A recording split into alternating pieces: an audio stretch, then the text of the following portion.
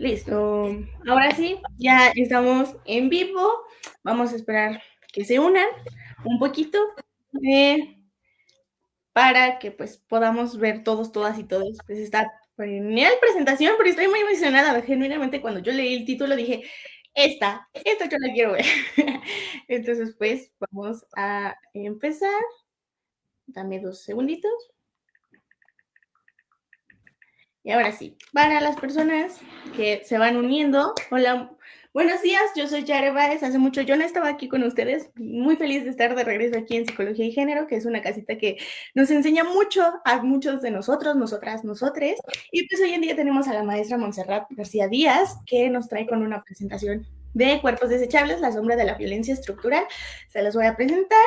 La profesora destacada en el campo del derecho y la sociología, una sólida formación académica que incluye una licenciatura en Derecho, una maestría en Sociología de la Salud y en ambas en la Universidad Autónoma del Estado de México, una especialidad en la intervención innovadora del docente, situaciones emergentes por la Universidad Nacional Rosario Castellanos, actualmente diseñando investigación sobre la prevención del riesgo suicida en el programa de la maestría en ambientes, sistemas y gestión de educación multimodal en la Universidad Nacional Rosario Castellanos, así como el desarrollo de la investigación crítica sobre los derechos humanos al desarrollo y la sustentabilidad en el programa del doctorado de sustentabilidad.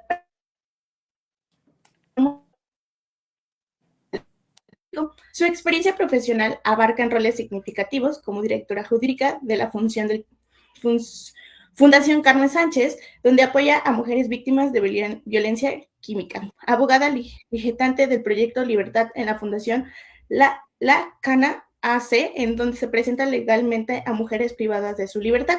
Por otro lado, social fundada en la Fundación Kinestésica AC, dedicada a la prevención del suicidio infantil y juvenil. Ejerce como profesora universitaria y ha participado en diversas investigaciones sobre los derechos humanos, específicamente en la relación de violencia obstétrica en México.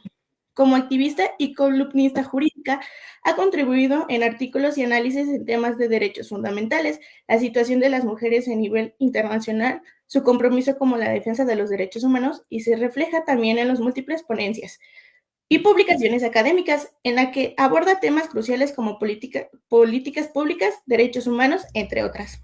Con una carrera marcada con la defensa de los derechos de las mujeres y una destacada labor en la docencia e investigación, se posiciona como una referente en su campo, combinando su conocimiento jurídico y un profundo compromiso social. La maestra Montserrat García Díaz. Eh, pues ahora sí, maestra, cuéntanos qué vamos a ver el día de hoy, cómo va a estar el asunto. Ok, pues antes que nada, muchísimas gracias por la presentación. Gracias al programa de Psicología y Género de la UAP. Saben que los quiero muchísimo. Muchas gracias por siempre invitarme. Y pues bueno, el día de hoy vamos a hablar sobre este tema que es importante. Pareciera invisible porque lo hemos normalizado, pero realmente pues es muy importante y es algo por lo que todos atravesamos, ¿no? Y el tema genérico es cuerpos desechables, la sombra de la violencia estructural. Adelante, por favor. Para arrancar, me gusta mucho esta frase: no hay un cuerpo inocente en un sistema que produce desecho. Y con esto se habla de una doble estructura, ¿no? Porque estamos por un lado en esta estructura sistémica en donde evidentemente somos cómplices, por así decirlo, porque no hay forma de salirnos del sistema. Vivimos dentro del sistema, convalidamos con el sistema, aunque muchas veces lo veamos desde una postura crítica o digamos que vayamos en contra, porque también habemos quienes criticamos al sistema y vamos en contra de ciertas situaciones, generamos determinadas acciones, pero no logramos nunca estar afuera del sistema. Entonces, siempre terminamos siendo esos cómplices del sistema. Pero también viene esta otra polaridad, ¿no? Que es que nosotros al mismo tiempo también somos víctimas de ese sistema, no logramos escaparnos de esa violencia o de ese sistema que produce violencias y desigualdades. Por eso hablo de esta doble polaridad en esta frase, porque evidentemente estamos inmersos desde ser víctimas hasta ser victimarios, ¿no? Entonces es importante reconocerlo. Muy bien. Adelante, por favor. Sí, sí, sí.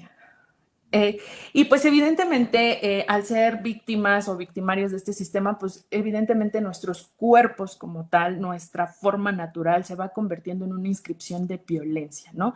Y hablamos de una violencia estructural, ¿no?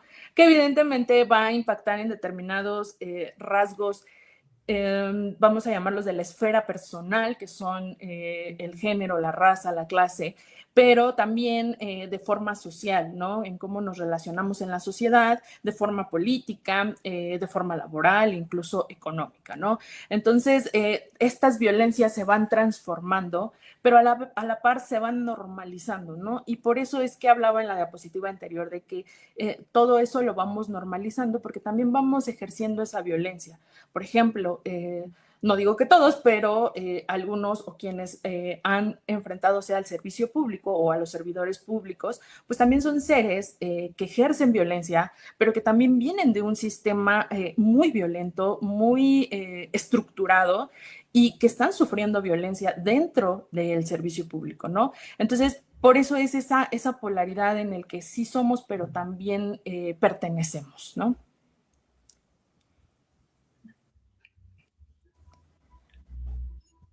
Adelante, por favor. Y bien, pues para hablar de todo esto, bien hablamos del cuerpo, ¿no? ¿Por qué el cuerpo? Porque estamos acostumbrados ya a vernos como seres sociales, no como seres naturales, ¿no? Desde la concepción sustentable, podemos hablar de que somos superiores a la naturaleza, ¿no? Podemos hablar de temas ecologicistas también y nos damos cuenta que todos estos discursos nos hablan de preservar los ecosistemas, de cuidar el medio ambiente, etcétera, ¿no? Y nos posicionamos como seres humanos superiores a la naturaleza sin darnos cuenta que somos parte de esa naturaleza y que evidentemente, al ser seres humanos, somos un cuerpo natural, ¿no? Somos naturaleza al fin, ¿no? Entonces, el cuerpo como tal se le ha quitado ese valor y ha generado únicamente el cuerpo ese valor intrínseco que carga únicamente al ser que va a ser capitalmente sostenible, que va a ser capitalmente laboral, que va a ser capitalmente que produce, pues, ¿no? Entonces, el cuerpo como tal se ha desdibujado real de lo que es la verdadera humanidad, ¿no? Y por eso hablamos del cuerpo como una disputa simbólica y política, ¿no? Porque al final empieza a ser ese mecanismo de exclusión, empezamos a ser excluidos como cuerpos, ¿no? No como seres sociales, repito, o como seres laborales, o como seres económicos, políticos, etcétera, ¿no? En esencia o en esencia física empezamos a ser excluidos, ¿no? Un claro ejemplo es siempre, siempre, siempre en un trabajo nos dicen no eres indispensable, ¿no? Podrás hacer lo mejor que quieras mientras tú produzcas dentro de esta área laboral, aquí vas a estar, ¿no? Pero si te infartas, te pasa lo que sea, te caes, te accidentas, lo siento mucho, pero el que sigue, ¿no? Tu cuerpo es esa degradación simbólica, esa exclusión, ¿no? Entonces, por eso, esta situación del cuerpo abyecto nos permite visibilizar todos esos límites entre lo que sí es humano y lo que no es humano, lo que es aceptable y lo que puede ser desechable, ¿no? Judith Butler nos señala esta abyección de los cuerpos, ¿no? Cuáles sí pueden ser considerados vivibles. Ella hace una dicotomía entre lo que sí puede ser vivible y lo que definitivamente no, ¿no? Ya hablábamos igual, como el ejemplo que ponía laboral, ¿no? Pero si nos vamos a estructuras más fuertes, en algún momento, bueno, yo porque ya tengo un poco más de edad, pero existía una obra que se llama El hombre elefante, ¿no? Y en esta obra justo nos habla de lo desnable que es el cuerpo de esta persona por ser morfológicamente no viable o no visible bajo las normas sociales, ¿no? Entonces, evidentemente, es una situación importante que aquí hace justo énfasis Butler, ¿no? No hace mucho igual tenemos una película contemporánea, por así llamarla, que se llama La Sustancia, ¿no? Entonces, en donde la mujer evidentemente ya no es servible, su cuerpo ya no es servible para seguir generando o produciendo la calidad que tenía bajo los reflectores de la televisión, ¿no? Y entonces vemos todo un drama al respecto del cuerpo de esta mujer, ¿no? Cómo se convierte en este fenómeno, en este monstruo, ¿no? Y que se convierte en algo que no es vivible, que es desechable, ¿no? Gracias, adelante. Y pues evidentemente el cuerpo abyecto es aquel que amenaza las fronteras de lo normativo, ¿no? Esto lo comentaba igual o hacemos énfasis en Judith Butler y que evidentemente ¿a qué se refiere con que amenaza las fronteras de lo normativo? Que es algo no normable, porque regresamos al punto de partida, es algo natural, nuestro cuerpo es natural, ¿no? Y que va a rebasar las fronteras de lo normativo, desde lo más básico como es la menstruación en las mujeres, la eyaculación en los hombres también, porque al final son líquidos o sustancias que desechamos de nuestro cuerpo o que los vemos como desecho cuando en realidad son parte de nuestra naturaleza, ¿no? Todas aquellas situaciones enfermables, ¿no?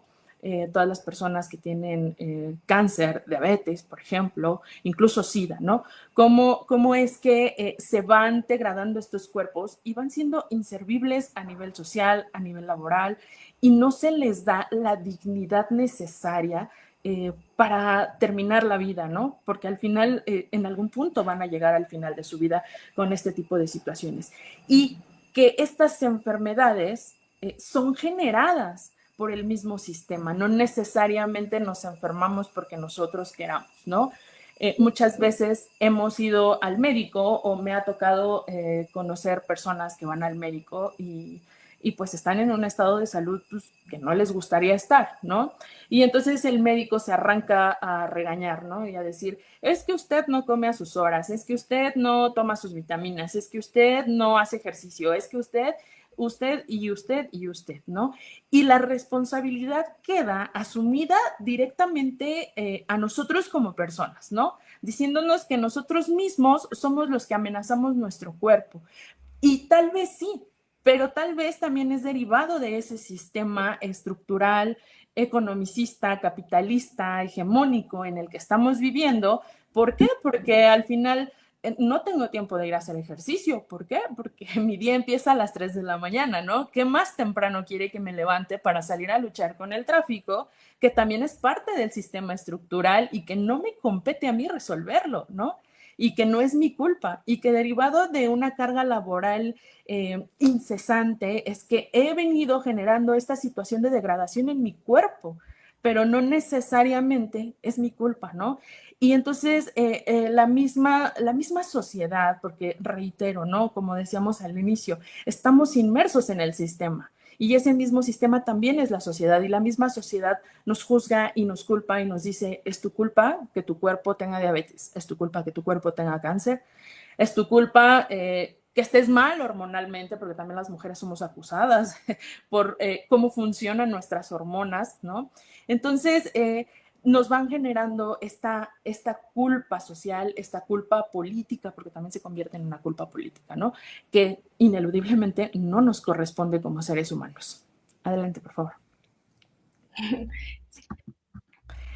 Y pues bueno, ¿cuál es esa maquinaria invisible de la que estamos hablando? Pues la violencia estructural, ¿no?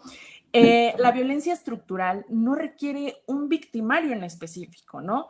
Galton nos decía que es el daño sistemático incrustado en las estructuras sociales. ¿A qué vamos con este daño sistemático? No es una sola persona la que genera esa violencia, no hay un victimario, no hay una situación específica que podamos decir, sí, fue esta persona o fue esta institución. En general, la violencia estructural se ha normalizado porque no es visible como violencia, ¿no? Es una violencia silenciosa, pero que al final nos está atravesando a todos, nos atraviesa a todos. Y aquí me gusta hacer énfasis en, yo no he conocido una sola persona que no haya vivido violencia en su vida, ¿no? Y con esto no vamos a que necesariamente la violencia tenga que ser física, ¿no? La violencia estructural causa degradación física, como ya lo comentábamos, la violencia estructural causa esta afectación importante emocional, ¿no? Por ejemplo, desde Fundación Kinestésica hablamos mucho del tema de suicidio, ¿no? Y hacemos mucho énfasis en que el suicidio nada tiene, en realidad no es necesariamente individual, no es necesariamente clínico, no es necesariamente que me corresponda a mí o a mi familia, que es mi red de apoyo, por así llamarlo, sino es una situación de salud social importante.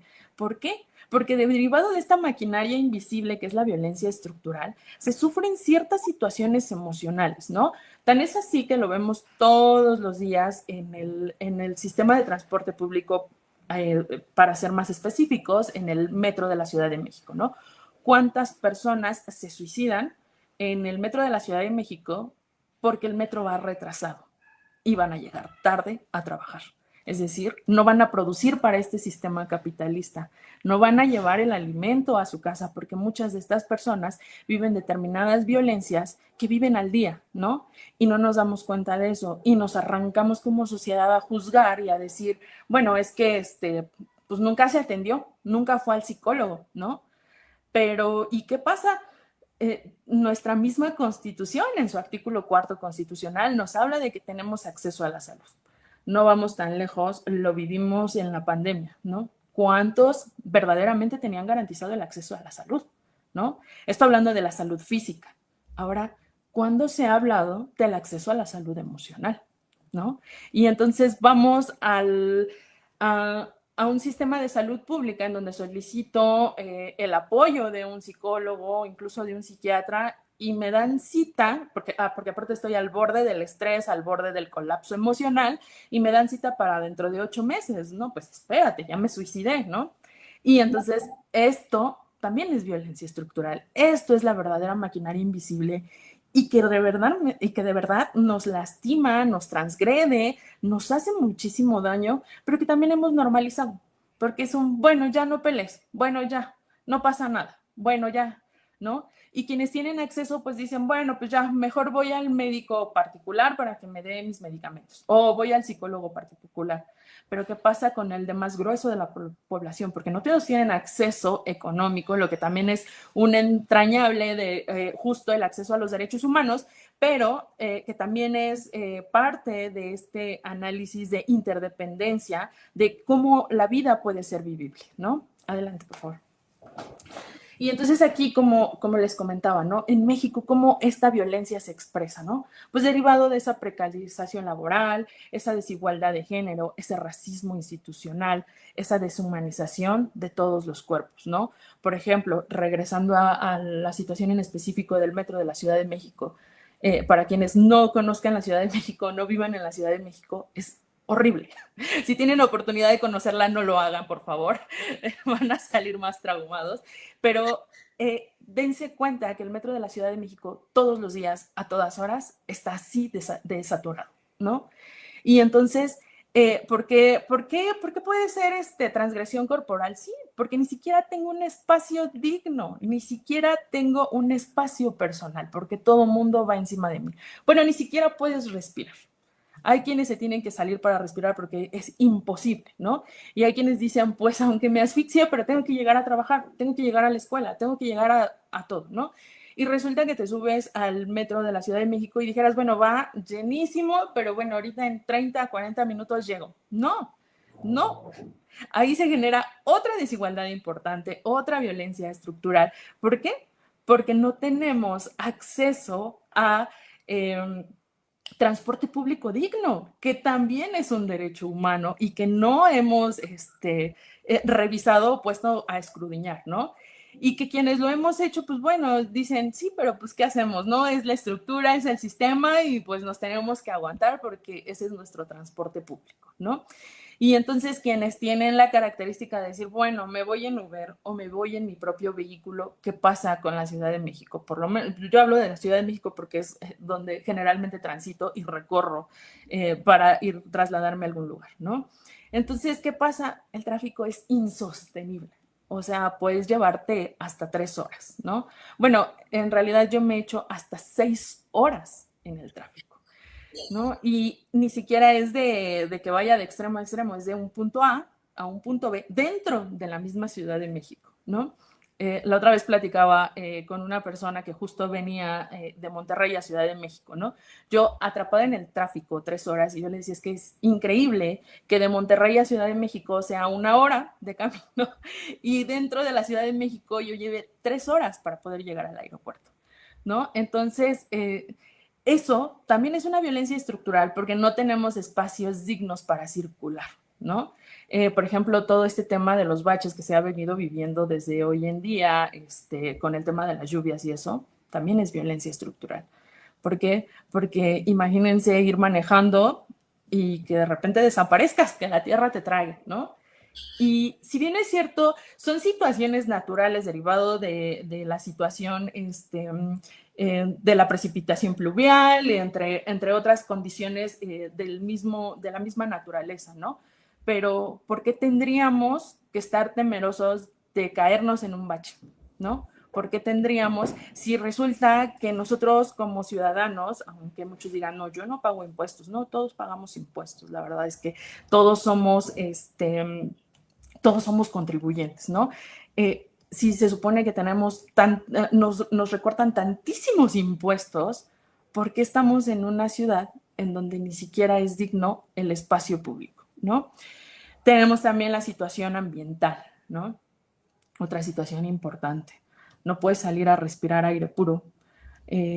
Con esta situación del mismo desarrollo, nuestras ciudades se han vuelto, entre comillas, desarrolladas, pero desarrolladas hasta qué punto y de qué tipo de desarrollo hablamos y para quién es el desarrollo, ¿no? Porque ese desarrollo no todos tienen acceso, ¿no? Entonces, pues bueno, eso también nos genera contaminación, ¿no? La devastación ambiental. Y por otro lado, pues bueno, todos estos temas que se han generado alrededor de los últimos meses, en los últimos días, con el tema, por ejemplo, de Veracruz, toda la situación que están viviendo y que están pasando, sigue muchísima gente desaparecida y que volvemos al tema de los cuerpos. Bueno, pues son un número más, ¿no? No es un tema de, bueno, a ver, vamos a ver qué podemos hacer, ¿no? Todo otra vez regresa al mismo desarrollo, al mismo capitalismo hegemónico, ¿no? En donde no importan las vidas, no importan los cuerpos, importa quién puede generar más o quién puede contribuir para que esto ya no se esté viendo o ya no se esté visibilizando, sobre todo en las noticias, o no lo estén visibilizando ahora en redes sociales, ¿no? Entonces, pues esto genera, pues evidentemente, desigualdades importantes, ¿no? No vamos tan lejos también el accidente de la pipa que sucedió en Ciudad de México y que si bien es cierto, es un accidente, lo cierto es que también es un tema de violencia estructural, un ante-accidente y un post-accidente, ¿no? Porque regresamos al tema, ¿no? No tenemos vialidades dignas para circular, ¿no? Y todos y cada uno de los que sabemos y que vivimos en Ciudad de México, sabemos que en ese horario es exclusivamente ese paso hacia la Concordia, que es el puente donde sucedió el accidente, es un estacionamiento, literal. O sea, tardas muchísimo en atravesar ese espacio, ¿no? Y se atreven a criminalizar al chofer de la pipa respecto de la situación que sucedió, ¿no? ¿Por qué? Él estaba viviendo una violencia ante accidente, ¿no?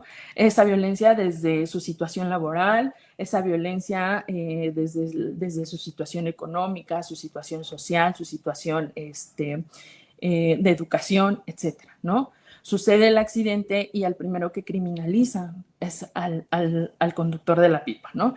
Y posteriormente se empezaron a trastocar ahí un tema importante en las redes sociales y a nivel público y político sobre las personas ambulantes o los vendedores ambulantes aledaños a la zona, ¿no? Y también comenzaron a criminalizar a esas personas y decían, bueno, es que si no existieran ambulantes, pues bueno, no hubiera pasado el accidente como pasó, no hubiera tantos quemados.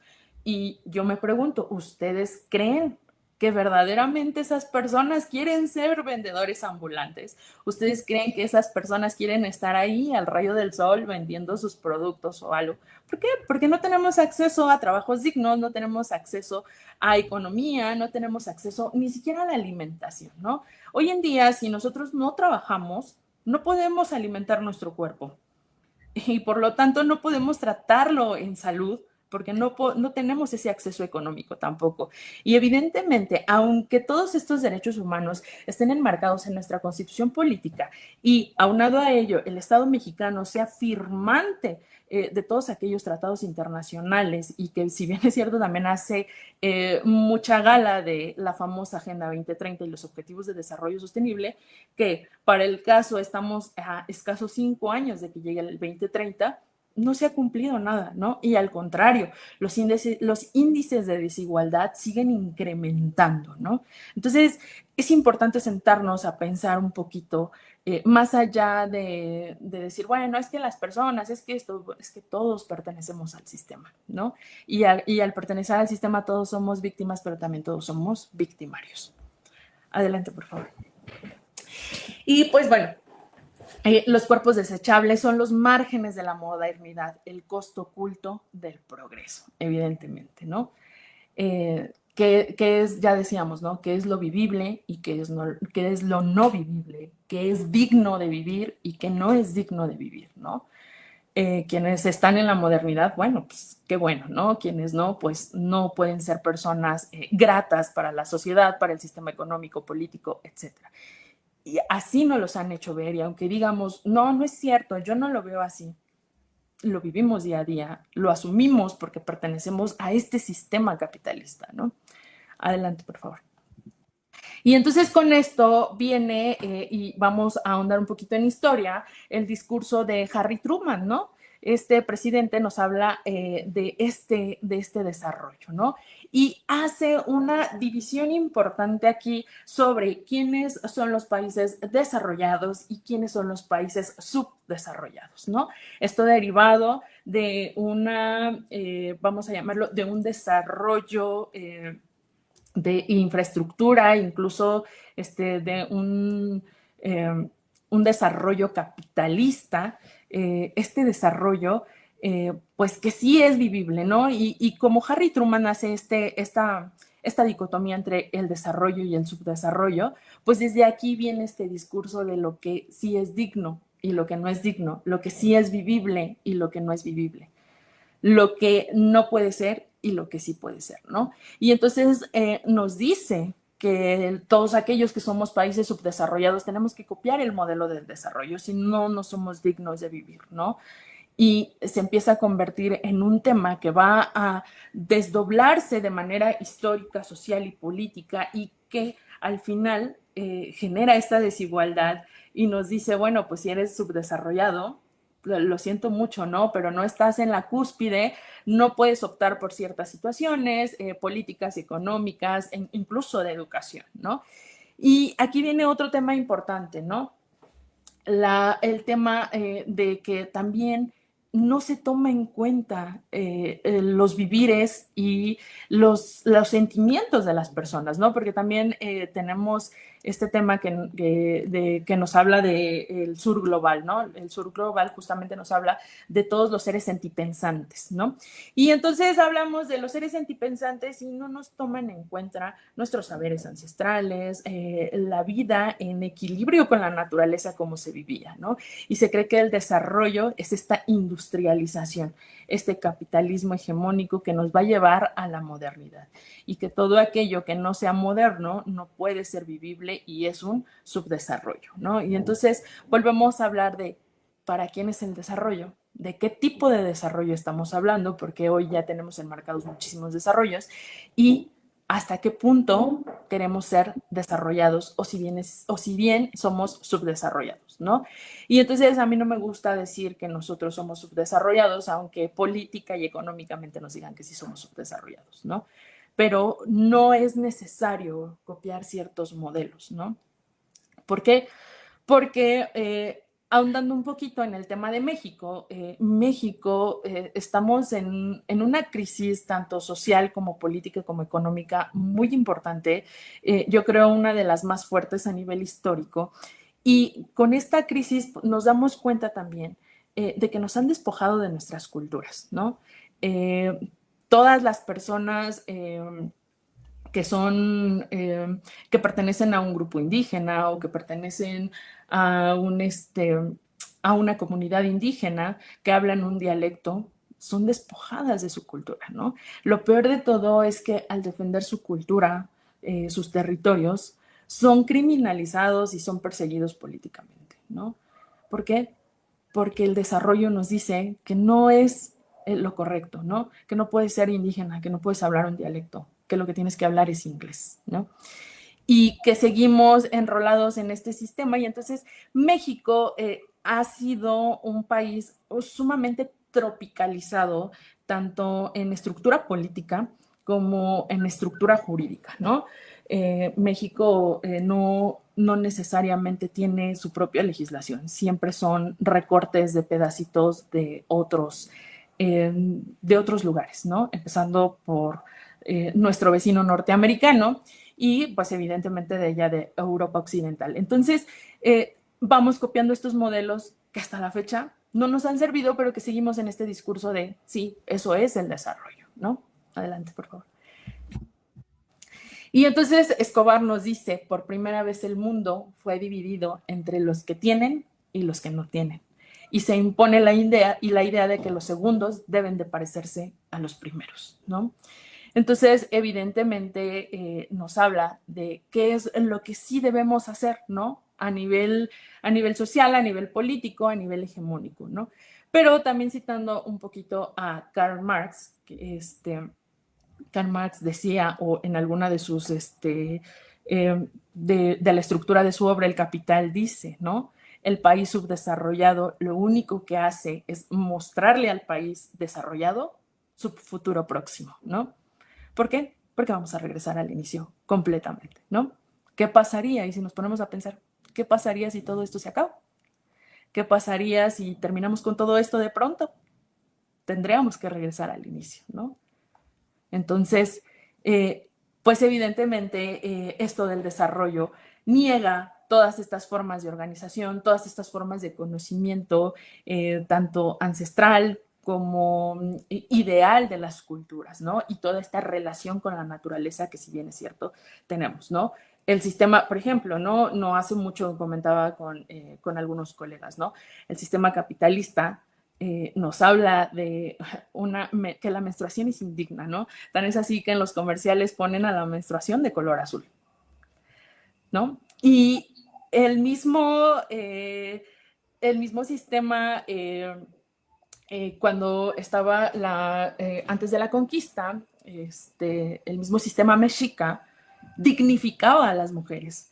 Dignificaba a las mujeres como guerreras, como incluso cuando morían en el parto, les hacían una especie de ceremonia como una guerrera porque había dado a luz, porque había traído un ser humano al mundo, ¿no?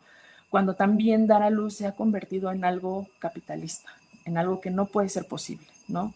¿Por qué? Porque no es normal para la sociedad, ¿no?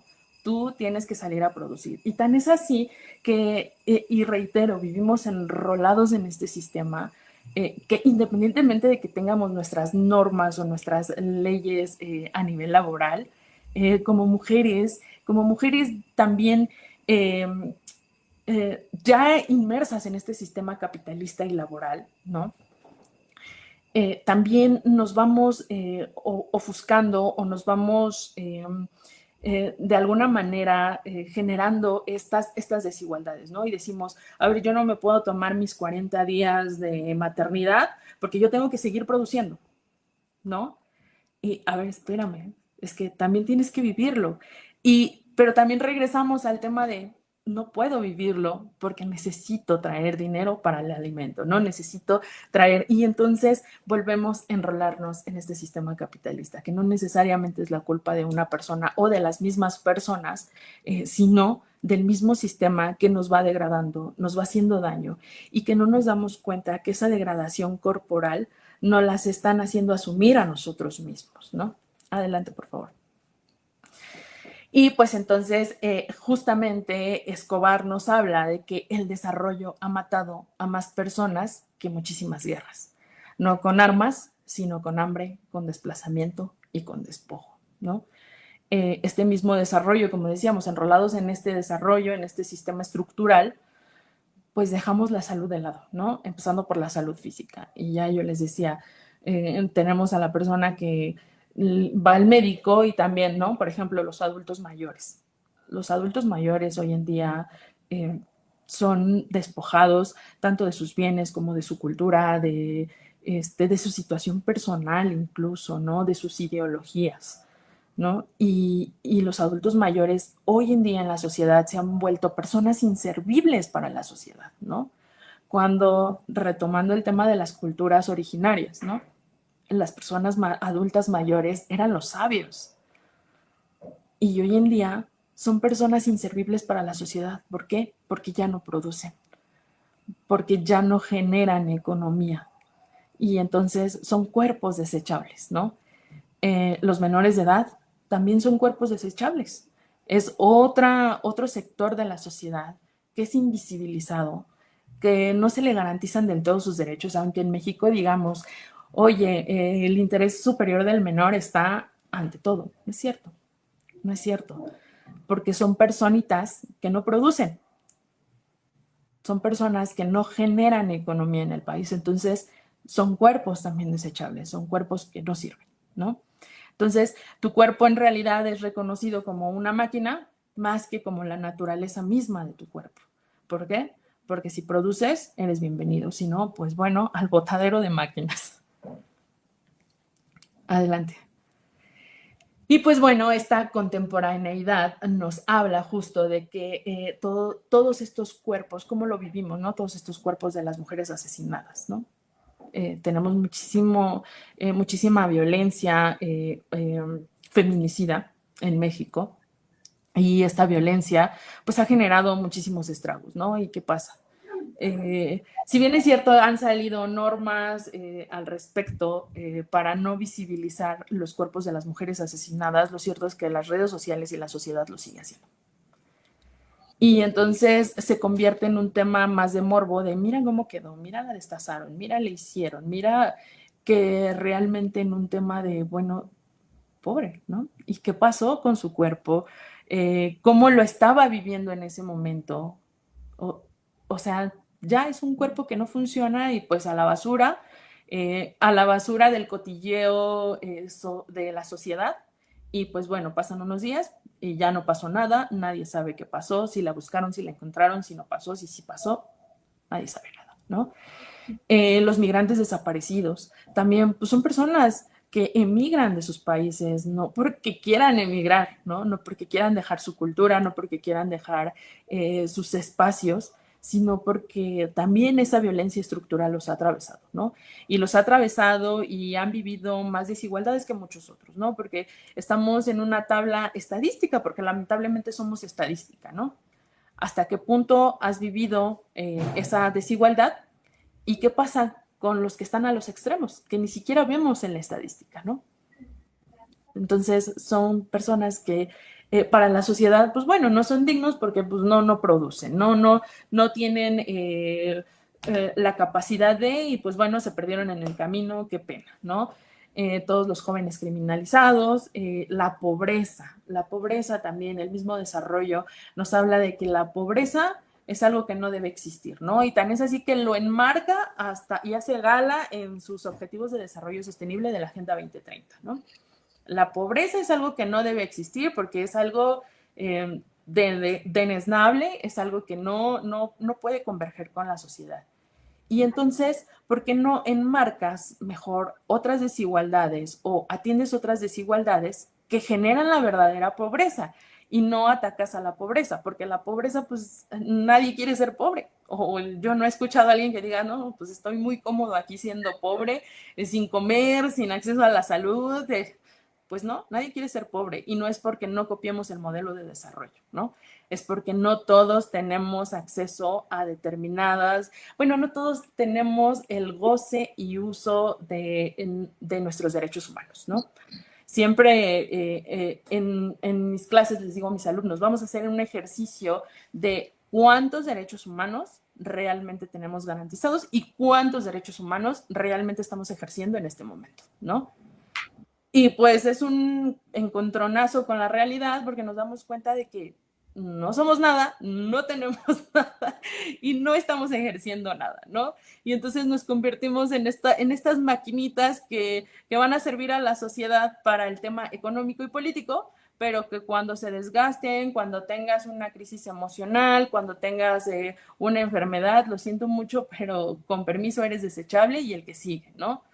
Entonces, por eso es que hablamos de esta desigualdad importante, de esta estructura que nos genera todo esto que estamos viviendo, ¿no? Y que no necesariamente es nuestra culpa, ¿no? Y pues evidentemente el capitalismo, pues es todo aquello que nos convierte en mercancía, ¿no? En mercancía y en producción. Si no sirves para el capitalismo, no sirves para vivir. Y pues aquí también, haciendo énfasis a Chilmembe, él denomina este fenómeno como necropolítica, ¿no? Que es el poder de decidir quién vive y quién puede morir, ¿no? Y así es como lo hemos vivido en el desarrollo. Aunque digamos que en México no existe la pena de muerte, lo cierto es que en México sí se decide quién puede vivir y quién no puede vivir, ¿no? Y entonces nos convertimos igual en cuerpos desechables, en cuerpos que no funcionan, en cuerpos que no son dignos de esta vida, ¿no? Porque no pertenecen a esta modernidad, porque no pertenecen a este desarrollo, porque no pertenecen a este nivel económico, ¿no? Y entonces eso es el verdadero costo oculto de este desarrollo, de este progreso que vamos teniendo en México, ¿no? Y este progreso o desarrollo entre comillas. La que sigue, por favor. Y pues bueno, ya yo les decía que México es uno de los países con mayores índices de violencia estructural. Lo vemos todos los días en nosotros mismos. Ya yo les decía, desde el transporte público, desde cualquier situación que vayamos avanzando en la vida, nos genera esa violencia estructural, esa desigualdad, el tráfico en la ciudad, desde lo más básico hasta lo más complejo, como hemos visto, la violencia feminicida, etcétera, ¿no? Todas estas desapariciones forzadas, ¿cuántas veces no hemos visto a las madres buscadoras que también son calladas de manera brutal, ¿no? Por ejemplo, también todos los defensores medioambientales que también son criminalizados y perseguidos políticos, al igual que los defensores de las culturas originarias, son perseguidos políticos, ¿no? Eso también es violencia estructural, vaya en un tema más complejo, pero siempre vamos a encontrar esta violencia estructural, ¿no? Que no la analicemos o que la estemos normalizando, porque el mismo sistema nos enseñó a que debemos callarnos, a que debemos normalizar esto, pues bueno, ¿no? Pero al final todos vamos viviendo y atravesando estas desigualdades, ¿no? Y pues evidentemente el Estado de México también es una situación importante en el país. ¿Por qué? Porque también tiene un importante índice de pobreza, de contaminación, de marginación, de despojo territorial, porque también en el Estado de México es donde más existen personas que defienden los territorios indígenas o los territorios culturales, y es donde los despojan tanto de su cultura como de sus territorios, de sus saberes, ¿no? Entonces, el Estado de México también es una mancha de sangre importante para México en general, ¿no? Adelante, por favor. Y pues bueno, el cuerpo como territorio político, ¿no? El cuerpo no solo sufre esta violencia, también la resiste y la resignifica. ¿Por qué? Porque a pesar de todas estas cosas que nos pasan, todo esto que vamos viviendo el día a día, lo vamos resistiendo y vamos diciendo, bueno, no pasa nada, voy a continuar, ¿no? Y nosotros, pues bueno, en nuestra vida cotidiana. Pero, por ejemplo, si nos vamos a las mujeres privadas de su libertad, ¿qué pasa con las mujeres privadas de su libertad? También son cuerpos desechables que están ahí arrumbaditos, ¿no? Y que no tienen acceso ni siquiera al agua potable, ¿no? Y que para colmo, también el agua potable, decimos, ay, pobrecitas, no tienen acceso al agua potable. Pero hagamos un análisis propio y digamos, ¿en verdad tengo acceso al agua potable? Pues no, porque la tengo que comprar, ¿no? Entonces, si no tengo dinero para comprar el agua potable, tampoco tengo acceso al agua potable. Entonces, por eso se hace todo un análisis de interdependencia entre cada una de las desigualdades y o derechos humanos y nos damos cuenta que todos están interconectados, ¿no?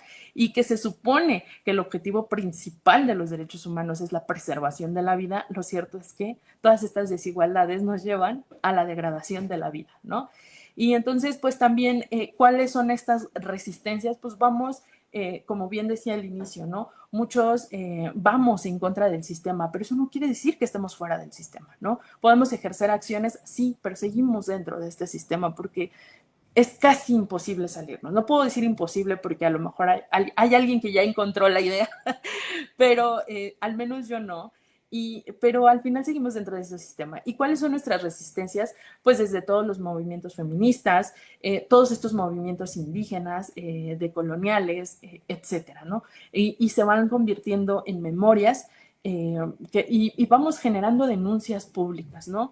Porque recordemos que también hoy en día lo que no se hace público, lo que no se hace viral, por así decirlo, lo que no se expresa a nivel global, no tiene sentido, no tiene cabida en este sistema, ¿no?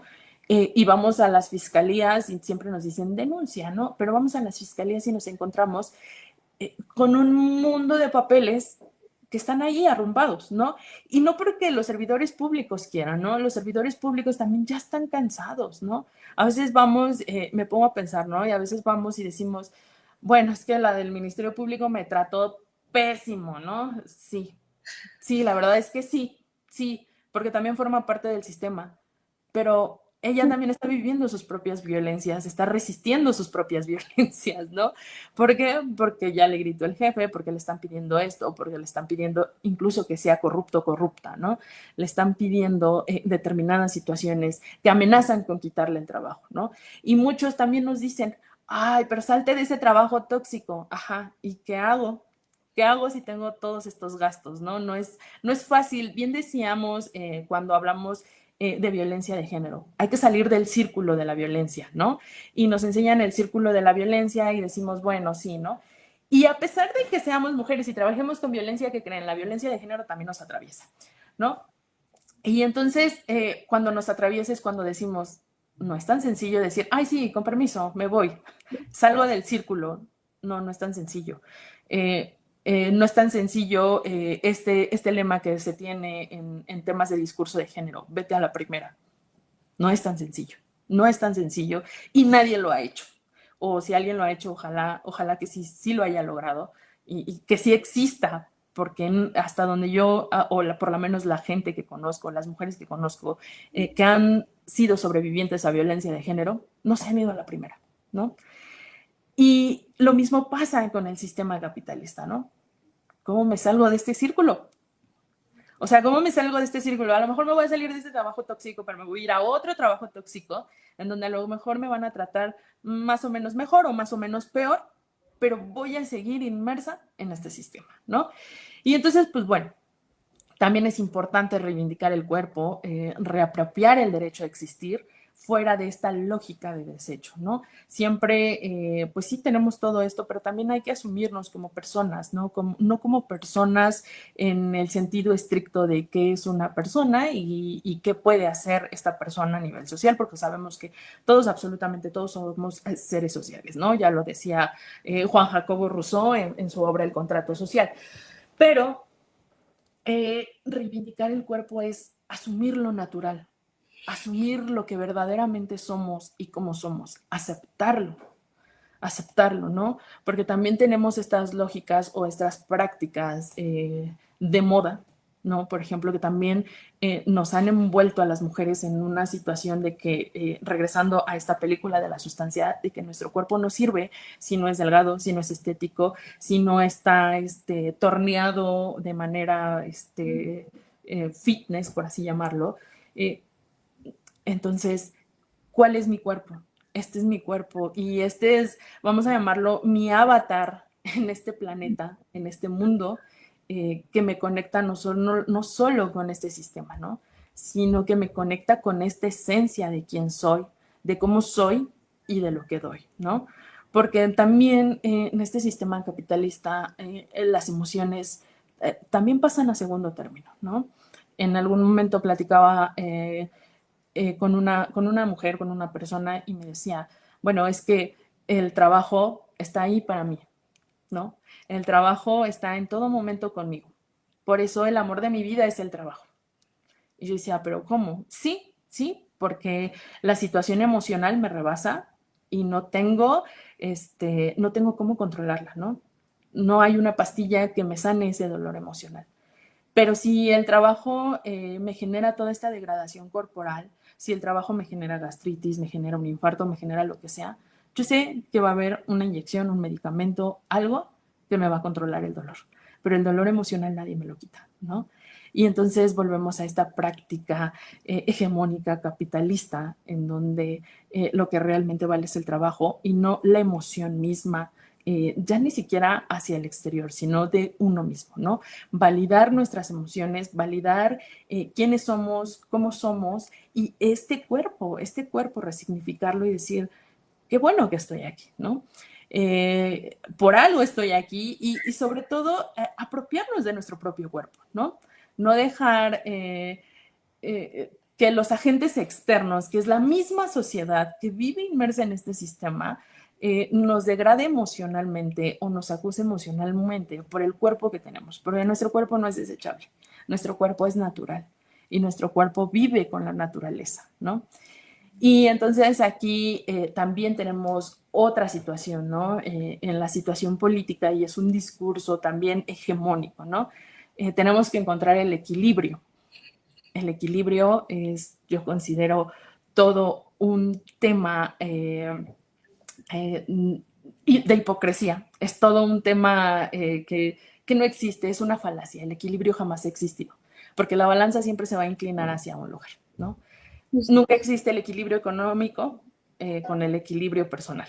Nunca existe el equilibrio de salud con el de económico, ¿no? Siempre la balanza se va a inclinar hacia un lado. Entonces, y justo este tema del equilibrio o esta falacia del equilibrio, pues ¿de dónde viene? De este mismo discurso de desarrollo, de esta misma Agenda 2030, porque la Agenda 2030 nos habla de ese equilibrio, de estos mismos objetivos de desarrollo sostenible, que para nada son sostenibles y mucho menos sustentables, ¿no?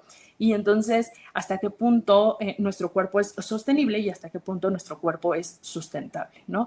Cuando hablamos de sostenibilidad, pues hablamos evidentemente de lo económico y que justamente es confundido con la sustentabilidad, que la sustentabilidad es justo la preservación de la vida y hasta dónde estamos siendo sustentables como cuerpos, como personas, como seres humanos, ¿no? Cuando en realidad desde el territorio político somos no más que unas máquinas que funcionan para el capitalismo, ¿no? Adelante, por favor. Y pues entonces, a resumidas cuentas y haciendo un pequeño análisis, pues es importante descolonizar esta mirada del cuerpo, ¿no? Dejar de ver al cuerpo como esta máquina que tiene que funcionar, porque si no funciona ya no sirve, ¿no? Ni siquiera hoy en día podemos vivir una depresión de manera digna, ¿no?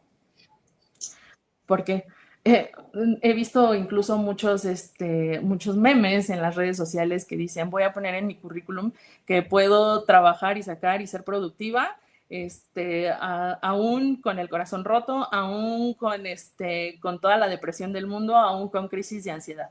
¿Por qué? Porque no lo puedo vivir de manera digna, porque ni siquiera puedo asumir mis emociones, ¿no? Que son parte de mi cuerpo y que mi cuerpo también las somatiza, ¿no?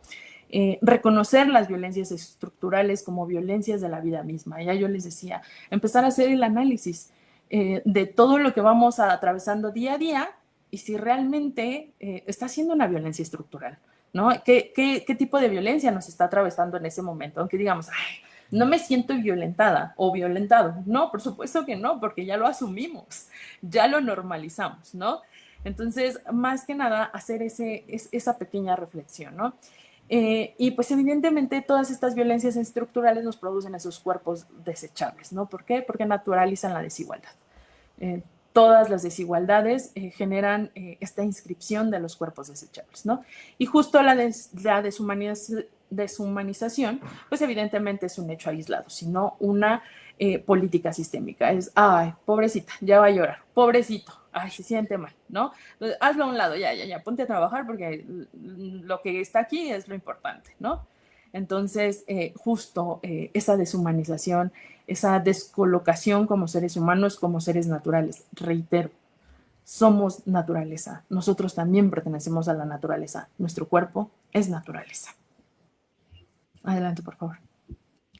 Y pues bueno, me gustaría terminar con esta frase que dice, si el cuerpo es territorio, entonces el acto político más profundo es cuidarlo, nombrarlo y devolverle su dignidad, porque ningún cuerpo debería de ser desechable. Muchas gracias. Muchas gracias a usted, maestra. Estuvo increíble. Yo conecté mucho con muchas de las cosas que dijo. Más que nada, cuando dijo lo de la sustancia, yo también pensé directamente en la película y dije, creo que no hay una referencia más actual que la sustancia donde pues vemos el cuerpo de muchas formas, ¿no? Tanto estético como para producir dinero, tanto como para llamar a las masas. Creo que es un gran ejemplo de ver cómo genuinamente nuestros cuerpos están hechos para los capitales y están hechos meramente para generar dinero. Y ver cómo ciertos cuerpos o ciertas cuestiones también no entran para generar esto. Cuando usted decía como de los niños o de las infancias, perdón, o de la gente de la tercera edad, pues me vino a la cabeza las personas con discapacidad, que también genuinamente no tienen la posibilidad de ser parte de, ¿no? Y lo veo más también como que apenas vi más o menos cómo es el proceso de adecuar estructuras para personas con discapacidad o pues, personas con género, cuestiones de género también, y ver cómo todo está como con el genérico masculino, o ver que está para gente que tiene todas sus extremidades o que no tiene ninguna discapacidad o así, ver que solo hay cuerpos específicos para que ellos generen más que nada los capitales y todo esto, es pensar mucho y ver como, justamente como usted decía al final, cómo hemos deshumanizado todo tipo de cuerpos para que solo un tipo sea funcional y sea capitalista. Y sí, me pone mucho a pensar en este aspecto, en qué tan normativo tenemos ciertas cosas. Y yo lo veo como una persona o una mujer hegemónica que es delgada y que a veces tiene este miedo de tanto subir de pesos también por perder este tipo de privilegios, porque al final de cuentas, una también se acomoda a los privilegios en los que vivimos y el miedo que queremos perderlos, que también seguimos esta línea, como usted decía, o sea, es muy fácil decir y hablar, al final de cuentas, de que los cuerpos deberían de ser como quien quiera o que sean naturales, pero también es difícil para nosotras, las personas que hablamos, el seguir esta línea, ¿no? O sea, como que cuando salimos de esta estructura, al final de cuentas. Estuvo increíble. Por si los que quieren dejar comentarios, preguntas para la maestra, pues están en su oportunidad, están en su tiempo. Entonces, pues, mira, aquí tenemos varios comentarios. Diana nos dice justo, hablando pues de la necropolítica, que también estuvo muy padre lo que decía, porque pues al final de cuentas sí, o sea, nos dice que matan, pero también que no está la pena de muerte, pero pues sí, genuinamente también inconscientemente vamos matando los cuerpos, ¿no? Mari nos dice que esa noticia es muy fuerte, fue muy triste, perdón, y actualmente nos ha dejado las respuestas de las personas que fueron víctimas, lamentablemente, del accidente. Y quiero suponer que pues habla sobre lo de la pipa, que vi que también, justamente vi como un reportaje que decía, ¿y por qué esto no pasa en cuestiones o en zonas donde pues está la gente que tiene más dinero o que produce más dinero? Porque esto no pasa genuinamente cuando que una pipa pase por ahí, o solo pase como en cuestiones con gente con vulnerabilidad. Y eso también te hace pensar cómo está adecuada también la estructura para las personas que tienen más capacidad de crear dinero, ¿no? Y dice Diana que aman. Diana también nos dice que claro que íbamos a saltar a Rita Centeno. Y pues Leticia Méndez dice que gracias, que muy interesante ponencia. No sé si alguien más quiera dejar como unas preguntitas para la maestra. Les damos un tiempecito en lo que pues nos Sí, diga pues nuestra maestra. sí, yo creo que hay que ir haciendo estas reflexiones propias, porque a nivel social, pues es luchar con esta estructura que al final nos desgasta y no todos están alineados, ¿no? No todos logran visibilizar. ¿Por qué? Porque también vivimos ofuscados por esta violencia sistémica, ¿no? Esta violencia que, si bien es cierto, ya normalizamos, ¿no?